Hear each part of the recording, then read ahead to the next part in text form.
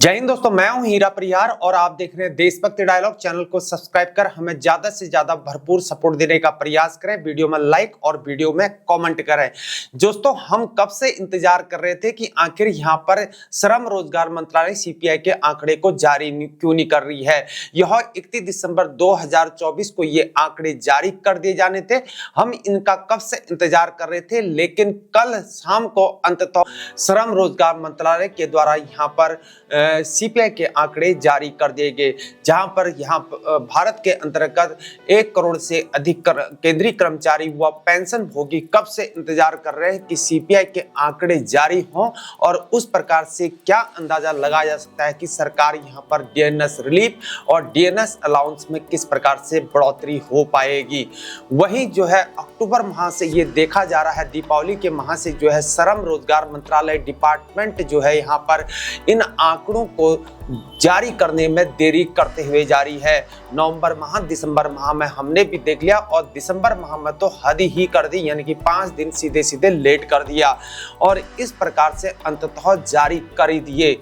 यानी कि जो है सरकार जो है यहाँ पर कहा जाता है कि जो प्रेजेंट सरकार है केंद्र के अंतर्गत, वह एक देशभक्तों की सरकार है, यानी कि देशभक्त सरकार है।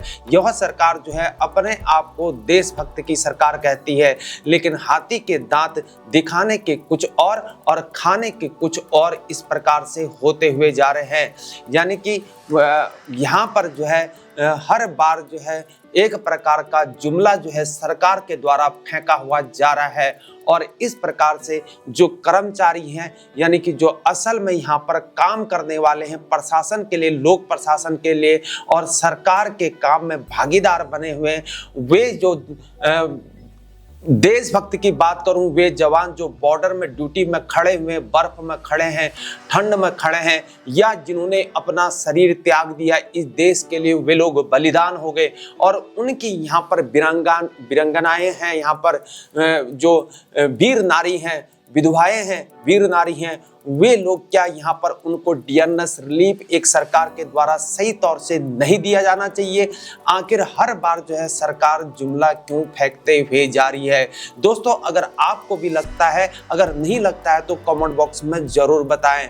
और इस प्रकार से है जो सरकार जो है हर बार जो है यहाँ पर कुछ न कुछ यहाँ पर झोल करते हुए दिखाई दे रही है। इस प्रकार से हमें लगता है कि केंद्रीय कर्मचारियों और केंद्रीय सभी पेंशन भोगियों को यहाँ पर बाबा जी का ठल्लू पकड़ाने की कोशिश की जा रही है और इस प्रकार से यहाँ पर जैसे कि एक प्रेस विज्ञप्ति जारी कर दी गई है और इसमें जो है दिखाया गया है कि यहाँ पर नवंबर 2024 में यहाँ पर stood at 3.88% is compare to 4.98% in November 2023 का। इस प्रकार से इन्होंने मैथमेटिक्स से दिखा रखा है। और वहीं अगर बात करें, इसको आगे बढ़ते हुए चले जाते हैं, यानी कि जो इन्होंने आंकड़े दिखा रखे हैं किस प्रकार से यहाँ पर बता रहे हैं कि यह किस प्रकार से बड़ा है। फूड एंड बिवरेज में जो है अक्टूबर माह 2024 में 153.9 और नवंबर 2024 में 153.8 बताया गया है और पान सुपारी टोबाको एंड इंटॉक्सिकेशन में 162.3 तो 161.6 है। अरे भैया, हम नहीं खाते हैं पान सुपारी, भाई सभी लोग खाते हैं, थोड़ा पान सुपारी नहीं खाते हैं भाई। क्लोथिंग एंड फुटवियर में 146 यानी कि 146.4 नवंबर 2024 में। हाउसिंग की बात करें तो 131.6 और 131.6 नवंबर 2024 का है। और जबकि हमको हाउसिंग रोजमर्रा की चीजें जो होती हैं वही चीज हमको सबसे ज्यादा जरूरत होती है।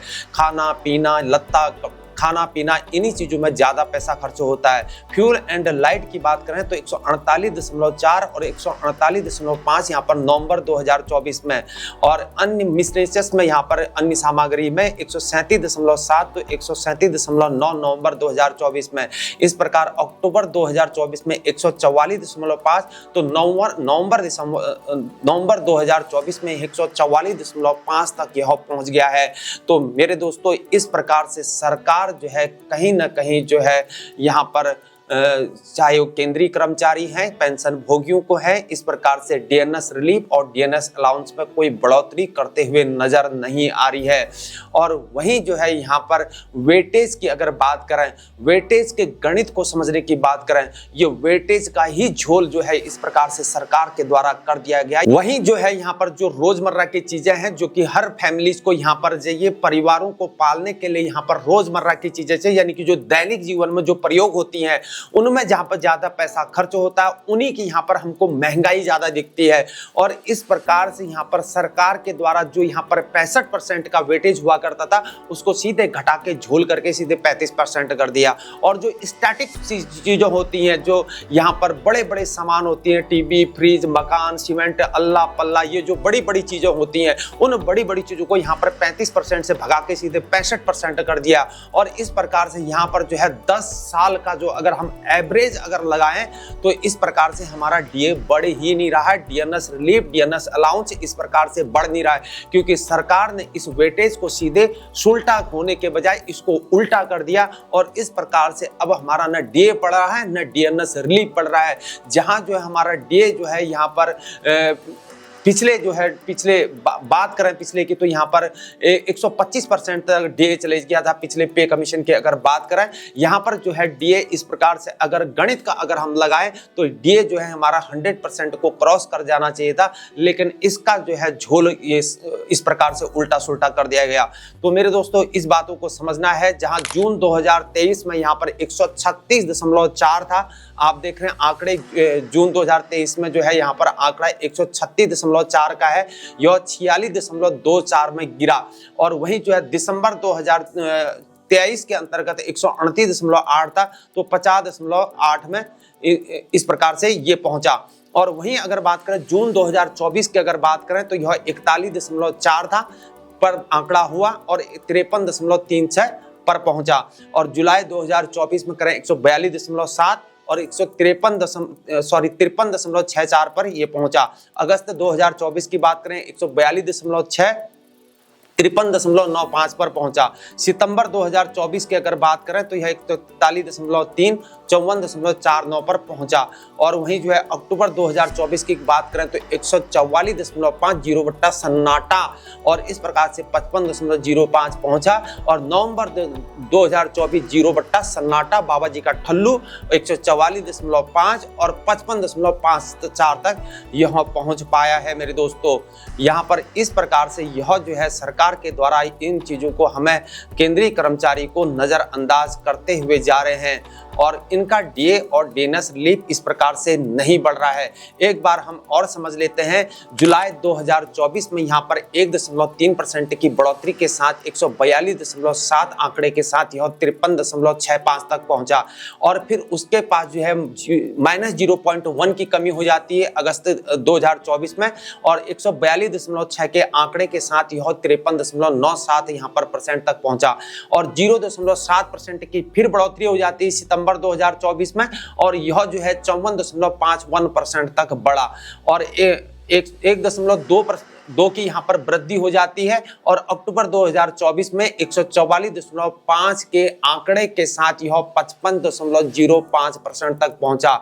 और नवंबर 2024 में जीरो बट्टा सन्नाटा और 144.5 का आंकड़ा फिर से और 55.53%। और दिसंबर 2024 में यहाँ जीरो बट्टा सन्नाटा और इस प्रकार से 144.5 अभी का और इस प्रकार से यहाँ पर 56.04 जाने की यहाँ पर उम्मीद है। एग्रीड की अगर बात करें, अगर ज़्यादा से ज़्यादा अगर हो सकता है तो यहाँ पर 56% हमारा डीए जो है 3% की बढ़ोतरी तक जा सकता है मेरे दोस्तों, इससे ज़्यादा नहीं जा सकता है। अधिकतम सैलरी और न्यूनतम सैलरी का पहले ही मैंने आपको मैथमेटिक्स से समझा रखा है, कितनी हमारी सैलरी हो सकती है उसका आप वीडियो देख सकते हैं। मैं आई बटन में लगा दूंगा, क्लिक करके आप देख सकते हैं मेरे दोस्तों। और दिसंबर 2024 में अगर आप देखें गणित का अगर देखें 144.5 हमने आंकड़ा रख दिया और आप देखें 56.06% तक यह गिर जा रहा है। यानी कि हमारा डीएनएस रिलीफ और डीएनएस अलाउंस अब इससे ज़्यादा बढ़ने वाला नहीं है मेरे दोस्तों। यानी कि जो लोग उम्मीद कर रहे हैं तो उम्मीद को छोड़ दो। और AICI पिन दिसंबर 2024 की अगर बात करें 144.5 मैंने रख दिया है।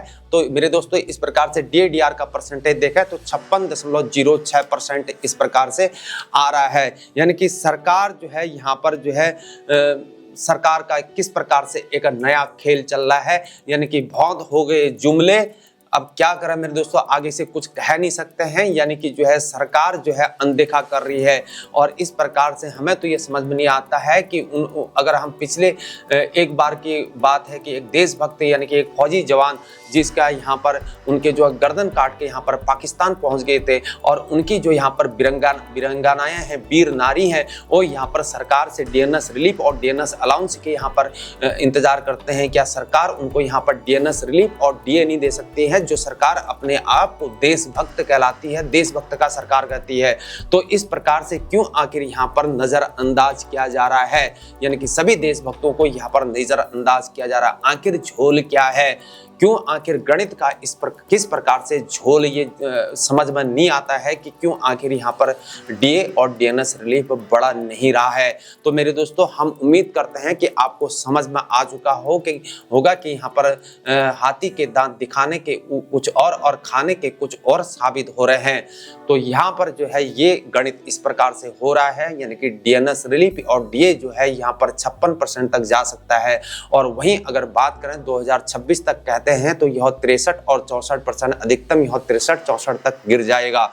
तो इस प्रकार से यहाँ पर जो है 8th पे कमीशन की भी बात होगी। हालांकि हमें नहीं लगता है कि 8th पे कमीशन में सरकार कुछ देख पाएगी। अगर देखा जाए तो भारतीय जनता पार्टी की सरकार, केंद्र सरकार भारतीय जनता पार्टी की है। हालांकि इसमें 2005 में देखा गया कि जब भारतीय जनता पार्टी की सरकार केंद्र में थी तब यहाँ पर NPS ला दिया गया और NPS सभी कर्मचारियों के सर में जबरदस्ती थोप दिया गया। और वहीं जो है अभी अक्टूबर 2025-2024 में भी यहाँ भी भारतीय जनता पार्टी की सरकार है और यहाँ पर 1 अप्रैल 2025 से सभी केंद्रीय कर्मचारियों को यहाँ पर यूनिफाइड पेंशन स्कीम में ट्रांसफर करना है। तो एक जो है यहाँ पर जो है इस सरकार के द्वारा भी यूनिफाइड पेंशन स्कीम जबरदस्ती सर में थोप दिया गया है। वहीं अगर बात करते हैं जो पैरामिलिट्री फोर्सेस के जवान हैं, जो डिफेंस फोर्सेस से बिलोंग करते हैं, उन लोगों के लिए ये UPS तो NPS से भी और भी खतरनाक है, क्योंकि डिफेंस फोर्सेस के अंतर्गत, सिक्योरिटी फोर्सेस के अंतर्गत सर्विस करना सिविल जॉब के ज़्यादा, सिविल गवर्नमेंट जॉब के ज़्यादा से उससे ज़्यादा टफ होता है। यानी कि उनका जो वॉलंटियर रिटायरमेंट सर्विस है उसको यहाँ पर कम करना, जबकि वहाँ पर जो है 25 पर ईयर जो है नेसेसरी कर दिया गया है। तो दोस्तों इस प्रकार से है। दोस्तों अगर आपको हमारी जानकारी पसंद आती, हमारा वीडियो अगर आपको अच्छा लगता है, इस वीडियो को ज़्यादा से ज़्यादा शेयर करें और हमारे वीडियो को शेयर करके हमारे चैनल को जरूर सब्सक्राइब करें। हमें ज़्यादा से ज़्यादा सपोर्ट देने का प्रयास करें। मिलते हैं और नेक्स्ट वीडियो में। अभी के लिए इतना ही। जय हिंद, जय भारत, वंदे मातरम, भारत माता की जय।